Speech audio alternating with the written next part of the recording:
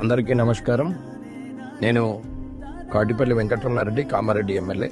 కామారెడ్డి పరిధిలో కొన్ని గ్రామాల్లో అగ్ని ప్రమాదం కారణంగా పంటలు పూర్తిగా బూడిదైపోవడం చాలా బాధాకరం. ఆ మంటల్లో లేగదడులు కూడా సజీవ దహనం కావడం నా మనసును కలిచివేసింది. ఈ సంఘటన నిజంగా దురదృష్టకరం. నేను రైతు సోదరులందరికీ ఒక విషయం చెప్పదలుచుకున్నాను. ఈ వేసవి కాలంలో మంటలు వ్యాపించే ప్రమాదం ఎక్కువగా ఉంటుంది. కొంతమంది రైతులు వరి కోత తర్వాత పొలాల్లో ఉన్న వరి కొయ్యలను కాల్చే ప్రయత్నం చేస్తున్నారు. ఇది సరైన పద్ధతి కాదు. ఇలా కాల్చడం వల్ల భూమి సారవంతత తగ్గిపోతుంది.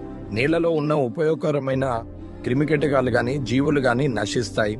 అలాగే ఒక పొలం నుంచి మరో పొలానికి మంటలు వ్యాపించి పెద్ద నష్టానికి దారితీస్తుంది.